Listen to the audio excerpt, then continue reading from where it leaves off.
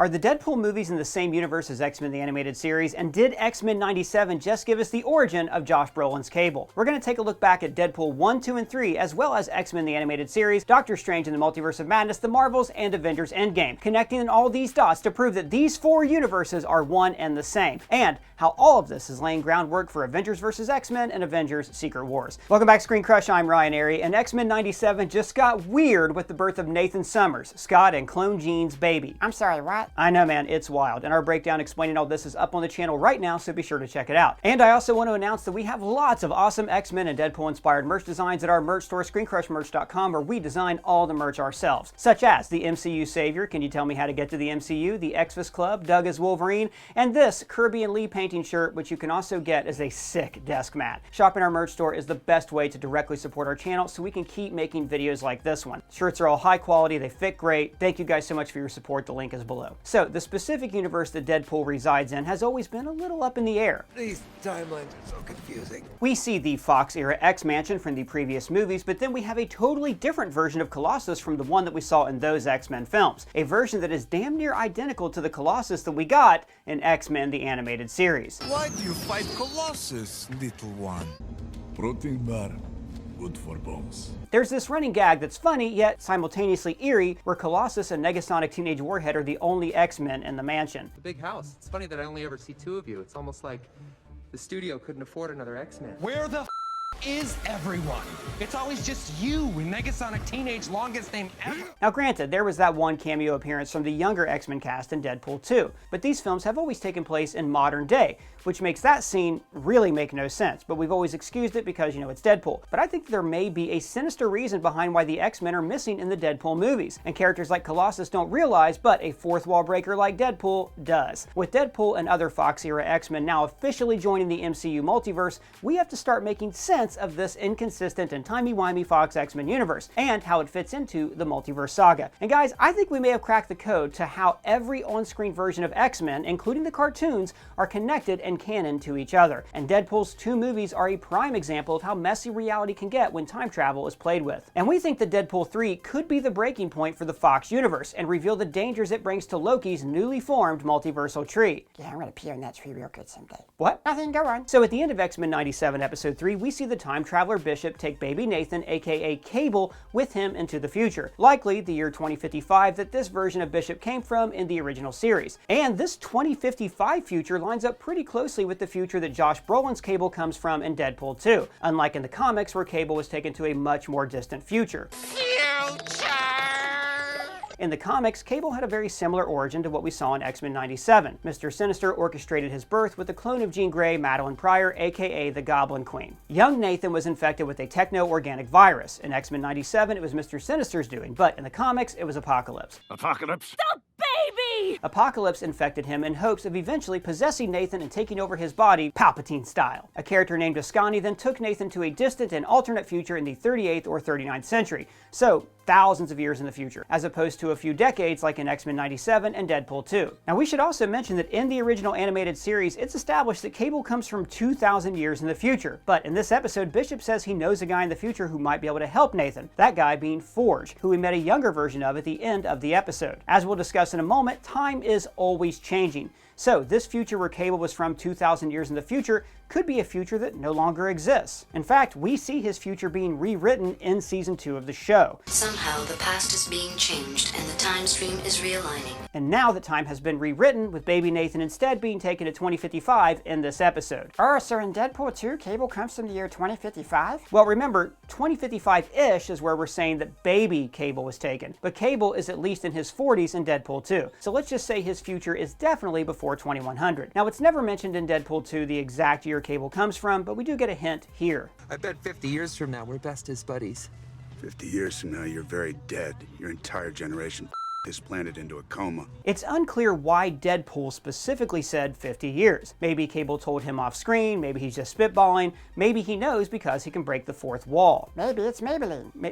Nevertheless, Deadpool 2 takes place in roughly 2018, so 50 years in the future would be about 2068, and if Baby Cable was taken to 2055, that means that in 2068 he'd be about 13. So this lines up with Cable being a young soldier in an apocalyptic future, and that would explain why he would have such disdain for those responsible for the world he grew up in. It's also worth mentioning that the future Cable comes from looks a lot like the apocalyptic future seen in X-Men Days of the Future Past, a future where most mutants are dead. But that Days of the Future Past movie is different from the one in the animated series. Well, remember, Doug, our theory is that all of these timelines are in the same universe. Play the clip. These timelines are so confusing. Time travel works differently in the X-Men universe than it does in the MCU, and that's the key to these many timelines existing in the same universe. They're being written over and over again. In Avengers Endgame, the Hulk explains, "Changing the past doesn't change the future." And in Loki, we saw that altering the predetermined path of a timeline just creates a branched timeline. But in the X-Men films, changing the past does change the future. In Days of the Future Past, we saw Wolverine, Bishop, and others travel back in time to change the future. In Deadpool 2, we see Cable and Deadpool travel back in time to change the future. In the animated series, we see various characters, including Cable, use time travel to change the future. And in X-Men 97, we get this crucial line from Bishop. Time isn't some history book, man.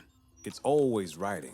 Flipping back a few pages, rewriting things, skipping forward. Which is the same thing we heard Kitty Pryde say in Days of the Future Past. As long as you're back there, past and present will continue to coexist. But once you wake up, whatever you've done will take hold and become history. And both of those X-Men lines echo another line we heard from Hulk in Avengers Endgame when he was talking to the Ancient One. Because once we're done with the stones, we can return each one to its own timeline at the moment it was taken. So, in that reality, it never left. Now, this line contradicts his initial statement of time travel not working that way earlier in the film, and in a way, it combines the two methods of time travel. Removing the Infinity Stones created a branched timeline and two futures existed, like Bishop Kitty explained, and returning that Infinity Stone made it as if that timeline never even existed. History was rewritten, just like in the X-Men continuity. So we think that with time travel being so common in the X-Men universe, the X-Men timeline is being rewritten again and again and again. The timeline is constantly being torn apart and put back together, and that is causing this single universe to become unstable and vulnerable to incursions. An incursion occurs when the boundary between two universes erodes and they collide, destroying one or both entirely.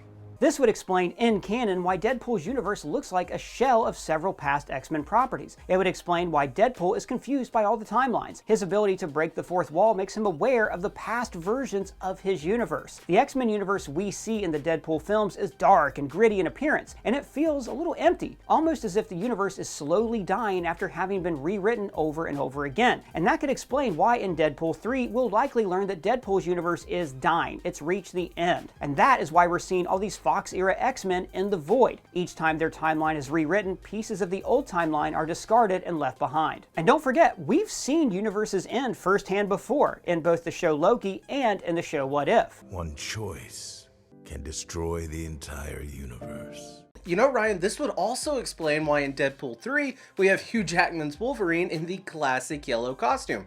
These two Wolverines are one and the same, and they always have been. I mean, we've already had a ton of reasons to believe that the X-Men animated series universe was coming to the live action based on what we've seen in previous MCU films. Multiverse of Madness gave us Charles Xavier in his signature yellow chair, same suit and tie, all accompanied by the classic animated series theme.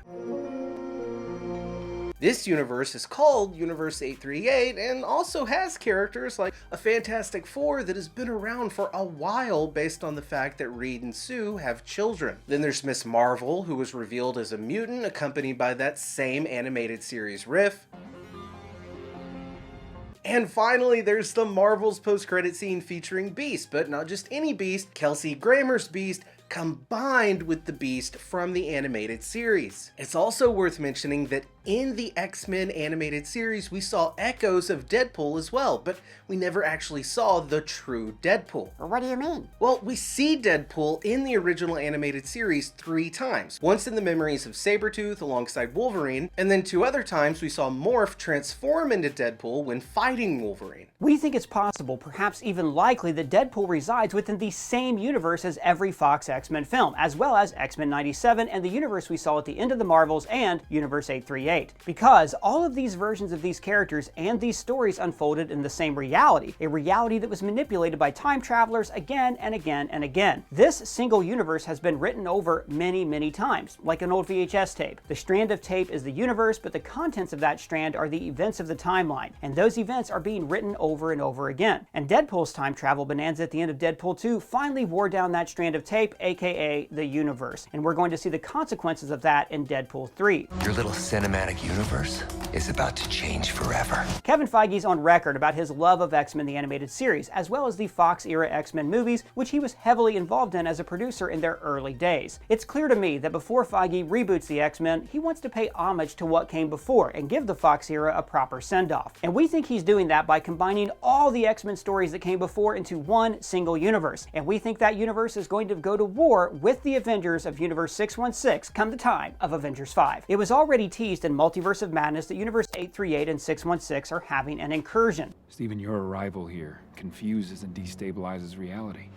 You caused an incursion, and we're gonna fix it. And then again, in the Marvels, we saw 616 Maria Rambeau enter this X-Men universe, which we think could be Universe 838, aka the Fox X-Men universe, aka the animated series in 97 universe, aka the Deadpool universe. A universe that's on its final legs because time travel, something forbidden when He Who Remains was in charge, has shred this universe thin. And this will be the catalyst for the X-Men and the Avengers going to war in Avengers 5, formerly the Kang Dynasty, giving us a battle like one we have never seen before between two juggernaut Marvel franchises of their own right. A battle that will feature two groups of well-meaning heroes facing a moral quandary like no other, eliminating an entire universe to save their own. And what is an X-Men or Avengers story without a moral quandary? You have the power to destroy the storm. You must do it, please.